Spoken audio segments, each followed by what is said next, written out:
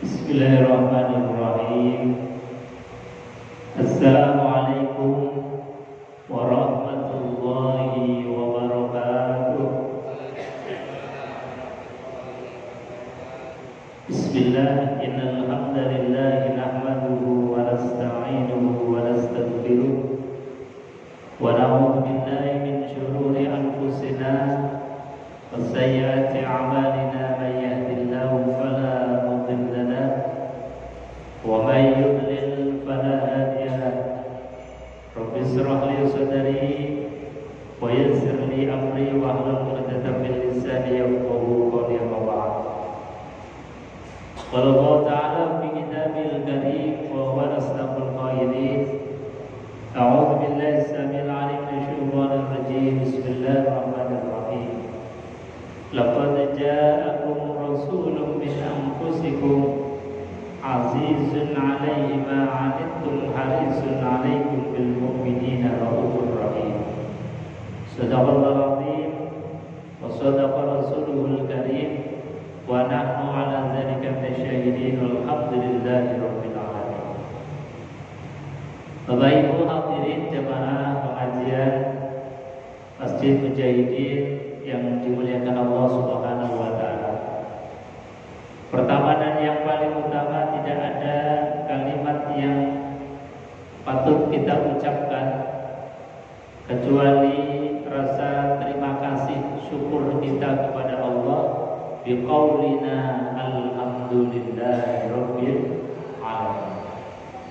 Karena kalimat ini kalimat yang luar biasa dahsyat, menjadikan kita distempel oleh Allah menjadi abdan syakura, hamba yang mau sekaligus mampu untuk bersyukur.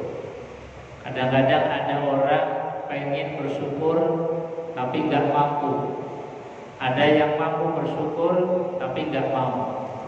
Nah, dua-duanya ketika kita dimampukan oleh Allah dan juga diberikan kemauan oleh Allah untuk bersyukur, ini adalah sebuah kesempatan yang luar biasa. Dan ini menjadi rumus pasti kalau kita ucapkan dalam segala hal alhamdulillah, maka kepastian Allah la azidannakum, pasti akan aku tambah nikmatnya. Maka insyaallah dengan kita hadir di majelis ini sebagai bentuk rasa terima kasih syukur kita kepada Allah, mudah-mudahan nikmat keberkahan hidup diberikan oleh Allah. Amin Allahumma amin.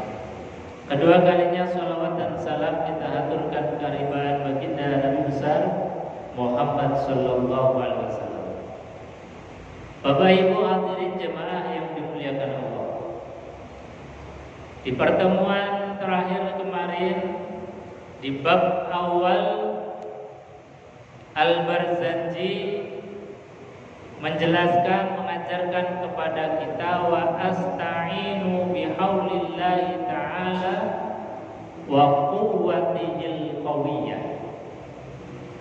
Ista'in artinya kita punya kesadaran bahwa kita ini gak bisa apa-apa.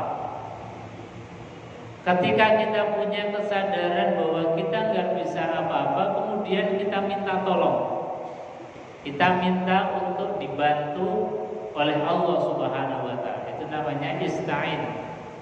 Makanya dalam surat Al-Fatihah ini kita berulang-ulang kali mengucapkan ihdinas siratal mustaqim, siratal ladzina an'amta 'alaihim ghairil maghdubi 'alaihim.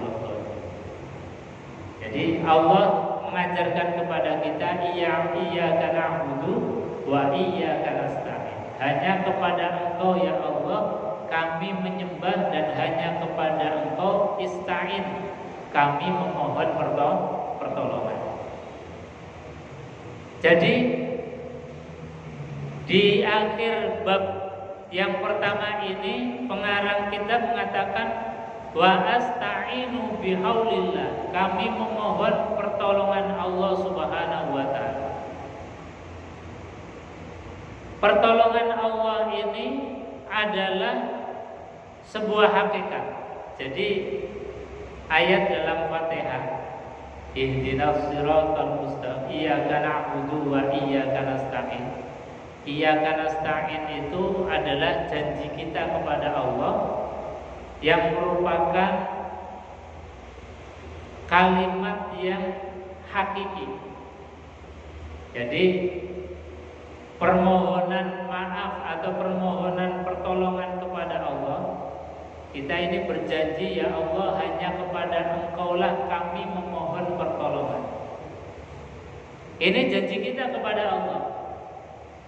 Lalu pertanyaannya, apakah ketika kita meminta pertolongan kepada makhluk apakah salah? Kadang-kadang suami minta tolong sama istri, istri minta tolong sama suami, kita minta tolong sama anak, minta tolong sama orang lain.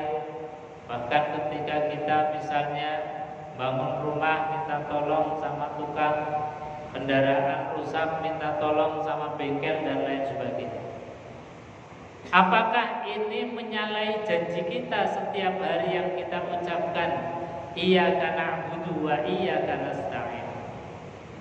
Maka jawabannya adalah kita bersyukur kepada Allah dikasih ayat-ayat yang sifatnya syariat.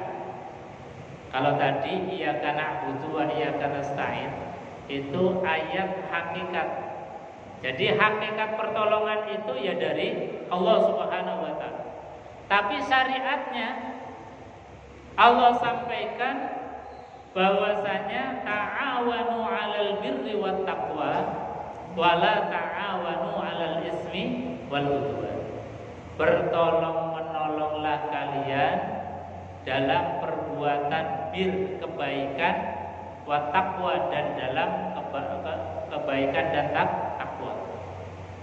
Jadi kalau kita ini saling tolong-menolong dalam hal yang baik dan dalam hal ketakwaan, ini tidak apa-apa, tidak menyalahi janji kita, meskipun kita minta tolongnya kepada orang lain.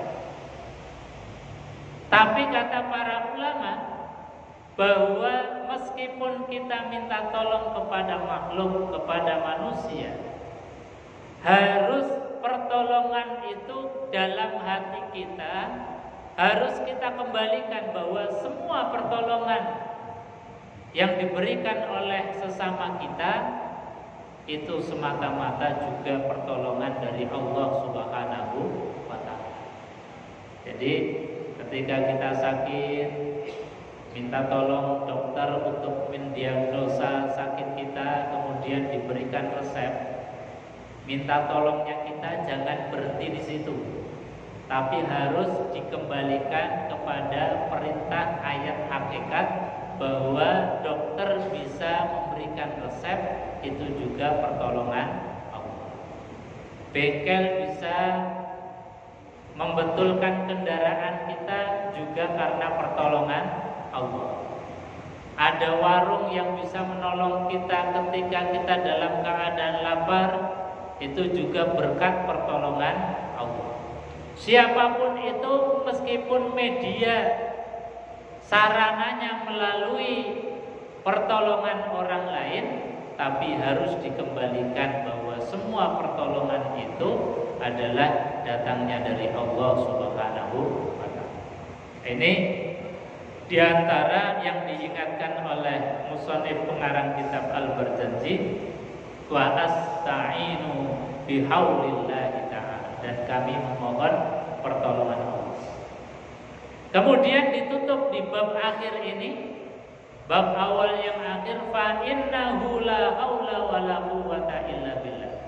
Fa innahu, maka sesungguhnya Allah itu la haula, zat yang tidak ada kekuatan, tidak ada daya, wala quwwata, dan tidak ada kekuatan, illa billah, kecuali datangnya dari Allah Subhanahu wa ta'ala. Jadi kalimat yang akhir ini sebetulnya jadi kunci apapun yang kita lakukan itu semata-mata adalah pertolongan Allah. Kita bisa ngaji ya karena pertolongan Allah, kita bisa ruku ya karena pertolongan Allah, kita bisa apapun ya karena pertolongan Allah. Maknanya apa? Jangan pernah merasa kita mampu. Kadang-kadang orang misal diberikan oleh Allah harta yang banyak, ketika bersedekah merasa bahwa sedekahnya ini adalah semata-mata uangnya dia, semata-mata karena kemampuan dia. Ini seringkali menjangkiti hati manusia. Maka harus dikembalikan, apapun yang kita lakukan tidak ada lain kecuali la haula wala quwwata illa billah. Ini bab awal mengkaji tentang akidah, keyakinan kita, keyakinan kepada Allah Subhanahu wa taala dikuatkan dulu sebelum masuk bab yang kedua. Ini bab yang kedua, Imam pengarang kitab ini di dalam Al-Barzanji kemudian menjelaskan tentang siapa itu Rasulullah SAW. Nah, bab yang kedua ini sudah masuk ke Sirrah Nabawiyah tentang sejarah Rasulullah SAW. Al-Barzanji mengawali sejarah Rasulullah SAW itu dengan menjelaskan silsilah nasabnya Rasulullah SAW. Kenapa beliau menganggap penting dan memulai pembahasan sejarah Nabi? Sirrah Nabawiyah dimulai dari silsilahnya Nabi, dari nasabnya Rasulullah.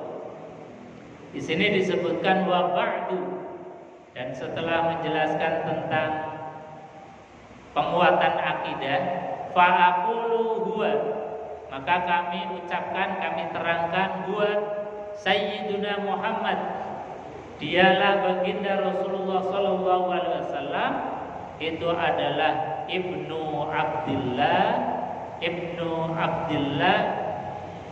Abdul Muttalib, wasmuhu Syaibatul Hamdi, humidat khisaluhus saniyah. Ini penting. Kenapa menjadi penting menjelaskan tentang masalah nasab?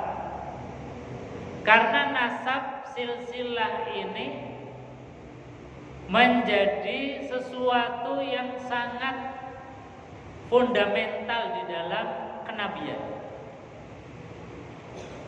Dalam kenabian itu tidak kemudian sembarang orang bisa mengaku nabi. Karena nabi itu cirinya ba'duhum min ba'd. Jadi nabi itu atas keturunan dari nabi-nabi sebelumnya. Jadi nasabnya itu nyambung.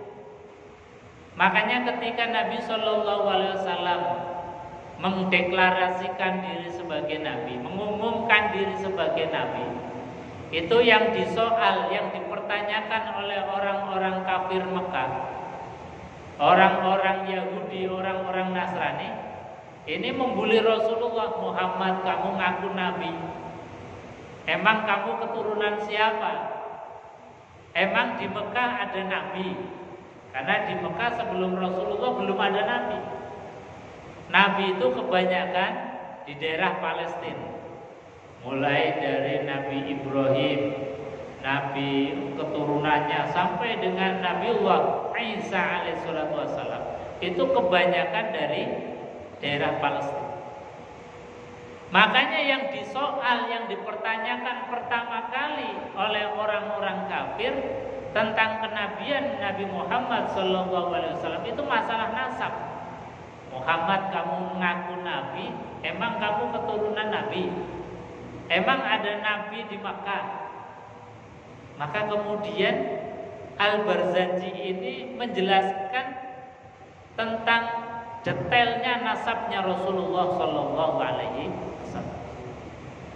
Makanya di antara yang menguatkan Nabi Muhammad SAW sebagai Nabi, itu Quran menjelaskan bahwasanya dari segi silsilah Nabi SAW itu masih keturunan Nabiullah Ibrahim.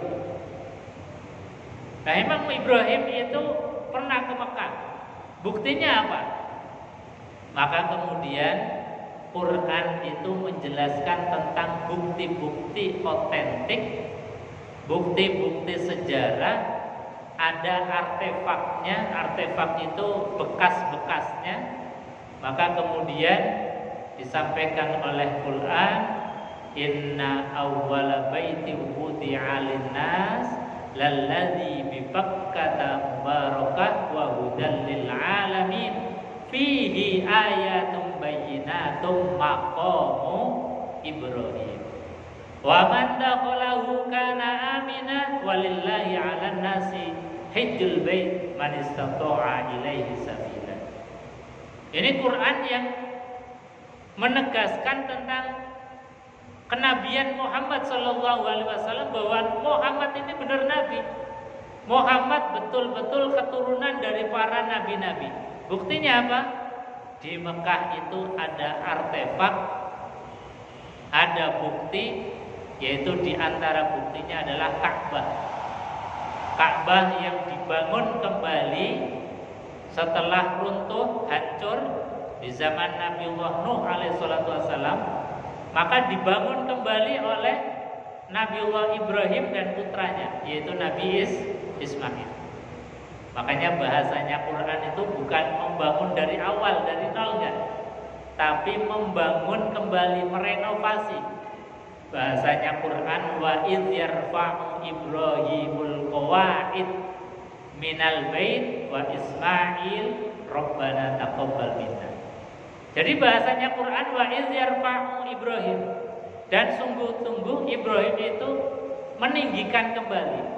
Jadi membangun kembali Ka'bah yang asalnya itu luluh lantak, hancur karena diterjang banjir bandang di zaman Nabiullah Nuh. Tinggal qawaidnya, tinggal pondasinya. Nah, dari pondasi ini kemudian dibangun kembali oleh Nabiullah Ibrahim. Dan juga di sisi-sisi atau dekat Ka'bah itu ada yang disebut maqamu Ibrahim. Ada maqam Ibrahim. Maqam itu bukan kuburan, tetapi artefak. Jadi bekas dari apa yang pernah digunakan oleh Nabiullah Ibrahim. Itu ada batu, yang batu itu kalau kita lihat ada bekas telapaknya Nabi Ibrahim. Jadi kalau Bapak Ibu haji atau umroh, itu dekat Ka'bah ada satu bangunan yang kayak nuwun sewu kandang burung yang warnanya itu keemasan. Itu di dalamnya kalau kita ngelongok ke dalam, itu di dalamnya ada batu yang ada telapak Nabiullah Ibrahim alaihissalam. Nah, itu yang disebut sebagai maqam Ibrahim. Jadi artefak ini sangat penting, menjadi bukti sejarah bahwasanya Nabiullah Ibrahim pernah melakukan muhibah, perjalanan dari Palestina bersama dengan istri dan anaknya dibawa ke Mekah. Lalu di Mekah dibangunlah Ka'bah kembali. Di situ ada Ka'bah, ada maqam Ibrahim, ada Hijr Ismail. Hijr Ismail itu bangunan Ka'bah yang tidak sempat dibangun, yang setengah melingkar itu. Jadi Ka'bah itu sebetulnya awalnya bukan kotak, tapi agak ada lingkarannya sedikit. Nah, di zaman Nabiullah Ibrahim yang dibangun itu yang kotak aja, kemudian yang setengah melingkar itu dibuat hanya setinggi orang berdiri saja. Nah, itu juga bagian dari Ka'bah. Jadi kalau Bapak Ibu misalnya haji atau umroh pengen sholat di dalam Ka'bah, itu cukup masuk ke Hijr Ismail. Jadi kalau kita sholat di Hijr Ismail itu sama dengan kita sholat berada di dalam Ka'bah. Ini tentang Allah Subhanahu wa Ta'ala menguatkan dan menyanggah menjawab pertanyaan orang-orang kafir Quraisy bahwa Muhammad, kok kamu ngaku nabi, kamu itu keturunan siapa? Emangnya di Mekah itu ada nabi? Emang di Mekah ada Rasul? Maka langsung dijawab oleh Allah bahwa di Mekah itu dulu ada nabi, ada Rasul, keturunan dari Nabiullah Ibrahim alaihissalam, yaitu di sana ada keturunan Nabiullah Ismail. Dari Ismail inilah kemudian turun sampai dengan Abdullah bin Abdul Muthalib, yang dari Abdullah ini kemudian lahirlah seorang anak yang namanya Muhammad sallallahu alaihi wasallam. Jadi Bapak Ibu hadirin jemaah yang dimuliakan Allah, artinya bahwa ketika Al-Barzanji mengarang kitab ini memulai dengan mengisahkan tentang nasab silsilah Nabi Muhammad itu sungguh sangat penting. Jangan sampai kemudian disoal lagi, dipertanyakan lagi tentang kenabian Nabi Muhammad sallallahu alaihi wasallam. Artinya dari sini sudah sangat jelas bahwa memang Nabiullah Muhammad itu adalah seorang nabi, seorang rasul karena nasabnya bersambung sampai dengan Nabiullah Ibrahim alaihissalam. Ini saya bacakan dulu. Wa ba'du fa'qulu wa sayyiduna Muhammad bin Abdullah Abdul Muttalib wasmuhu Syaibatul Hamdi Qumidat Nusaluhu Saniyah Ibni Hashim wasmuhu Amr bin Abdi Manaf wasmuhu Al-Mughiratul Ladhi Yungtamal irtiqahu li'uliyah Ibni Qusayy wasmuhu Jami'u Sumiyah bi Qusayy litaqasihi fi biladin quda'at al-qasiyah ila an a'adahu Allah ta'ala ila al-haram al-muhtarami fahamahima Ibni Kilab wasmuhu Hakim ibn Murrah ibn Ka'b ibn Lu'ay ibn Ghalib ibn Fir wasmuhu Quraish wa ilayhi tunsabul butulul Quraisyah wa ma fawqahu kinaniyun kama jana ilayhi al-kathir warqadha Ibni Malik ibn Nadr ibn Kinanah ibn Khuzaimah ibn Mudrikah ibn Ilyas wa huwa awwalu man ahda al-budna ila ar-riha bil haramiyah wa sumi'a fi sulmin Nabi sallallahu alaihi wasallam zakara Allah ta'ala wa labba ibni Udur ibn Nizar ibn Ma'az ibn Adnan wa hadha silkun nazamat faraitahu banan sunnati saniyah wa rafuhu ila al-qalil Ibrahim amsaka anhu syari' wa abad. Jadi sampai sini nyambung silsilah Nabiullah Ibrahim dari Nabiullah Muhammad bin Abdullah bin Abdul Muthalib bin Hashim bin Abdi Manaf bin Mughirah sampai kemudian diterangkan di dalam keterangan ini warafuhu ilal khalili Ibrahim amsaka anhu syari'wa. Sampailah silsilah Nabiullah Ibrahim menyambung kepada Nabiullah Ibrahim. Artinya dari sini kemudian bisa menyanggah tadi, bisa kemudian memperjelas bahwa Nabi Muhammad betul-betul seorang nabi, tidak diragukan lagi. Yang dikatakan bahwasanya tadi Nabi harus keturunan Nabi, memang Nabi Muhammad keturunan Nabi bersambung kepada nasab Nabiullah Ibrahim alaihissalatu wassalam. Kemudian di bab ini juga disebutkan tentang kemuliaan Rasulullah SAW dari segi nasabnya, dari segi keturunan silsilahnya Rasulullah. Ini betul-betul dijaga oleh Allah Subhanahu wa Ta'ala dari perbuatan-perbuatan sifat, dari perbuatan-perbuatan perzinahan. Perzinahan ini adalah dosa yang besar Dan dosa yang besar tidak pernah dilakukan oleh bapaknya Nabiullah Muhammad, kakeknya Nabiullah Muhammad, eyangnya Nabi Muhammad sampai dengan Nabiullah Adam. Itu silsilah tidak ada yang pernah melakukan perbuatan sifat sama sekali. Ini disebutkan di dalam kitab berjanji, wa akrim bihi min nasabin tahharahullahu ta'ala min sifahil jahiliyah. Kata beliau, wa akrim, dan aku muliakan bihi min nasabin, dari nasabnya Rasulullah, tahharahullahu ta'ala, bahwasanya Allah telah mensucikan min sifahil jahiliyah, dari perbuatan perzinahan model jahiliyah. Jadi model jahiliyah itu banyak sekali model-model perzinahan. Ada perzinahan yang antara orang tua dengan anak. Jadi perempuan, wanita itu dulu itu seperti barang. Nun sewu. Zaman jahiliyah itu wanita kedudukannya sama dengan barang. Ketika sang suami itu meninggal dunia, itu istri bisa diwariskan ke anaknya. Ini kan kelihatannya hasil dari warisan, tetapi itu sebetulnya kalau dilakukan itu juga sudah termasuk perzinahan. Belum yang ketika berhubungan suami istri laki-laki perempuan yang tidak ada ikatan akad ijab qabul, yang tidak ada akad dari pernikahan, itu jelas-jelas sifahil jahiliyah.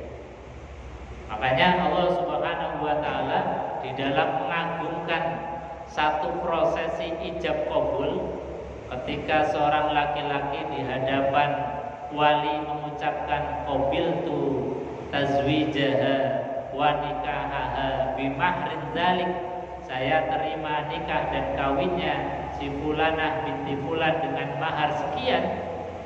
Itu prosesi semacam itu kedudukannya, agungnya, mulianya, spektakulernya sama dengan ketika Allah membangun jagat raya semesta ini. Sama agungnya ketika Allah membangun langit dan bumi. Jadi prosesi ketika laki-laki mengucapkan qabiltu tazwijaha wa nikahaha, itu agungnya luar biasa. Makanya ayat tentang pernikahan itu jejer dengan ayat ketika Allah membangun langit dan bumi. Jejer, ayatnya persis. Jadi wa min ayatihi an khalaqalakum min anfusikum azwaja litaskunu ilaiha wa ja'ala bainakum mawaddatan wa rahmah. Ini biasa sering kita dengar kalau ada orang nikah, biasanya ayat ini pasti dibaca. Wa min ayatihi, dan dari sebagian tanda-tanda kebesaran Allah, an khalaqalakum min anfusikum, aku ciptakan, aku pertemukan jodoh kalian, azwajan. Jadi jodoh kita dipertemukan oleh Allah Subhanahu wa ta'ala dalam majelis yang namanya majelis ijab qabul. Itu ayatnya sejajar dengan wa min ayatihi an khalqus samawati wal ardh. Wa min ayatihi, dan dari sebagian tanda-tanda kebesaran Allah, aku ciptakan langit dan bumi. Maknanya apa?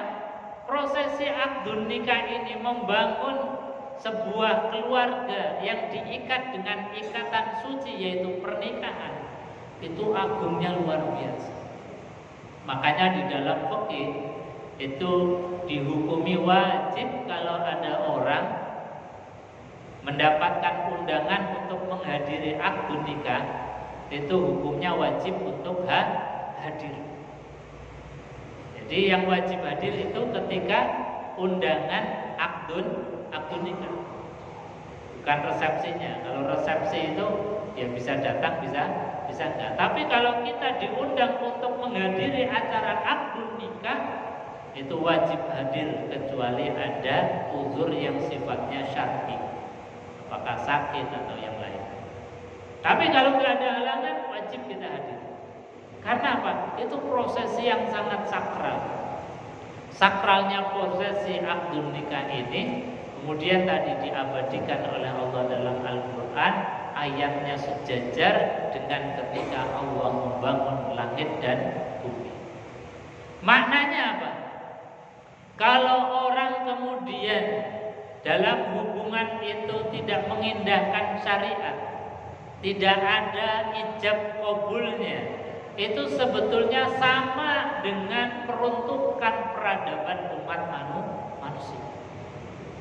Ketika ada orang kemudian kumpul kebo, jadi dalam satu atap tanpa ada ikatan perkawinan atau kemudian berhubungan tanpa adanya pernikahan, itu sama merusak peradaban umat manusia. Jadi dahsyatnya sesuatu yang ditimbulkan dari hubungan yang tanpa status itu sama saja dengan meruntuhkan sendi-sendi peradaban umat manusia. Makanya baginda Nabi besar Muhammad sallallahu alaihi wasallam ini dijaga betul. Nasabnya tidak pernah Nur Muhammad sallallahu alaihi wasallam itu berada di dalam sulbinya orang yang berzina, dalam sulbinya orang yang pendosa, enggak pernah. Bapaknya Nabiullah Muhammad yaitu Abdullah itu pun diikat dengan ikatan perkawinan. Begitu juga kakeknya Abdul Muthalib itu juga dalam membangun rumah tangga diikat dengan ikatan perkawinan. Sampai dengan Nabiullah Ibrahim alaihissalatu wassalam sampai dengan Nabi Adam alaihissalatu wassalam. Makanya disebutkan di dalam akhir bab yang kedua, hafizal ilahu karomata li Muhammadin aba'ahul amjada sawnal ismi. Kata Al-Barzanji, hafizal ilah, Tuhan itu menjaga betul karomata li Muhammadin, kemuliaan Nabiullah Muhammad sallallahu alaihi wasallam. Dengan cara apa? Di antara caranya adalah aba'ahul amjada sawnal ismihi tarokus sifah hafalam yusibhum aru. Jadi mereka yang di dalamnya ada Nur Muhammad, bapaknya, kakeknya, mbahnya, kakek, nenek moyangnya sampai dengan Nabiullah Adam alaihissalatu wassalam, itu semuanya meninggalkan perbuatan sifat. Tidak ada satupun dari nasabnya Rasulullah yang pernah melakukan perbuatan keji atau perbuatan sifat perzinahan. Min adamin wa ila abihi wa ummihi, dari Nabiullah Adam sampai dengan abihi, bapaknya Nabi Muhammad, wa ummihi, dan ibunya Nabi Muhammad terbebas dari perbuatan perzinahan. Ini satu stempel, satu pengakuan dan satu deklarasi yang luar biasa. Sebab apa? Kalau ini gak dijelaskan, kemudian dipertanyakan tentang silsilahnya Nabi Muhammad, hilanglah kewibawaan kita sebagai pengikut Rasulullah. Tapi dengan dijelaskannya nasab Rasulullah SAW yang mereka itu terbebas dari perbuatan keji tadi, ini kita muncul rasa bangga. Ya Allah, luar biasa. Uswah hasanah teladan kita ini yaitu Muhammad, itu betul-betul manusia yang paripurna, dijaga oleh Allah Subhanahu wa taala. Bukan hanya beliau, tapi juga bapaknya, ibunya, kakeknya, neneknya, semuanya dijaga oleh Allah Subhanahu wa taala. Juga keterangan ini nih yang disampaikan oleh Al-Barzanji, itu mengkonter pendapat yang mengatakan bahwasanya bapaknya Nabi Muhammad itu di neraka, ibunya Nabi Muhammad itu di neraka. Buktinya ketika Nabi Muhammad SAW ingin mendoakan, ingin beristighfar untuk bapaknya itu, kemudian Allah tidak boleh. Ini menjawab pertanyaannya. Jadi ketika Nabiullah Muhammad SAW itu ingin mendoakan, itu yang dimaksud bukan mendoakan bapaknya, tapi mendoakan paman-pamannya beliau. Seperti misalnya paman beliau yang sangat berjasa besar di dalam membantu beliau ketika sejak kecil, yaitu paman Abu Thalib yang merawat beliau sejak kecil, yang membela beliau ketika beliau itu berdakwah. Itu Abu Thalib, luar biasa. Maka ketika Nabi Muhammad SAW mau mendoakan Abu Thalib dan juga mendoakan paman-pamannya ini, kemudian dilarang oleh Allah Subhanahu wa Ta'ala. Karena apa? Karena Abu Thalib itu dalam hidupnya pernah menangi Nabi Muhammad SAW dalam keadaan menjadi nabi dan menjadi rasul. Tapi beliau belum sempat untuk bersyahadat. Beda dengan bapaknya dan ibunya. Bapaknya meninggal dunia ketika Nabiullah Muhammad SAW masih dalam kandungan. Ibunya meninggal dunia ketika Rasulullah SAW masih kecil, baru umur 6 tahun. Belum diangkat jadi nabi. Artinya apa?